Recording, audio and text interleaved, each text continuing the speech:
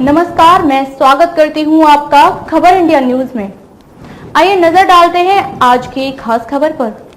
सिंधी सरकार के गले की हड्डी बन रहा आरक्षण, मराठा समाज के लोगों को कुणबी जाति प्रमाण पत्र देने की मांग को लेकर जालना में मनोज जरांगे पाटिल की ओर से शुरू अनशन के कारण राज्य में एक बार फिर से आरक्षण की आग भड़क गई है। इससे सत्तारूढ़ भाजपा के कुछ मंत्रियों को ओबीसी वोट छिटकने का डर है। साथ ही भाजपा के खिलाफ मराठा समाज के भीतर रोष पैदा हो रहा है। जरांगे पाटिल के मराठों को कुणबी जाति प्रमाण पत्र देने की मांग से समाज का एक बड़ा तबका, अन्य पिछड़ा वर्ग ओबीसी नाराज हो गया है। दरअसल भाजपा के कुछ मंत्रियों का मानना है कि जरांगे पाटिल के आंदोलन को सरकार के स्तर पर ठीक ढंग से संभाला नहीं जा सका है। इससे जरांगे पाटिल का अनशन लंबा खिंचता जा रहा है। भाजपा के मराठवाड़ा से आने वाले एक मंत्री ने बातचीत में कहा कि जरांगे पाटिल के अनशन के कारण पार्टी को निश्चित रूप से नुकसान हो रहा है। उन्होंने कहा कि मराठा समाज के बीच यह संदेश जाना चाहिए था कि सरकार मराठा आरक्षण के लिए गंभीरता से प्रयास कर रही है। मंत्री ने कहा कि जालना में लाठीचार्ज की घटना के कारण भाजपा के खिलाफ मराठा समाज में नाराजगी फैल गई है।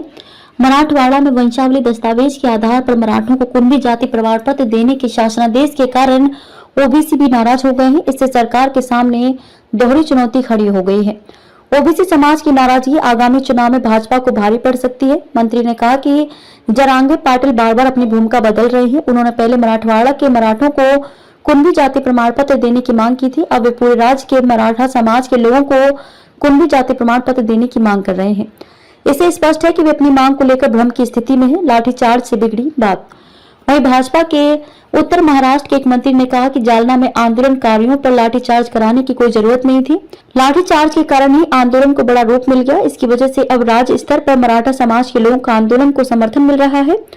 दूसरी ओर धनगर आरक्षण के लिए भी आंदोलन शुरू हो गया है, जबकि महाविकास आघाड़ी सरकार के समय 5 मई 2021 को सुप्रीम कोर्ट ने मराठा आरक्षण को रद्द कर दिया था। उस समय तत्कालीन सरकार के खिलाफ मराठा समाज के लोगों में नाराजगी देखने को मिली थी। राज्य के कई जगहों पर आंदोलन भी हुए थे, लेकिन मराठा आरक्षण आंदोलन इतने बड़े पैमाने पर नहीं भड़का था।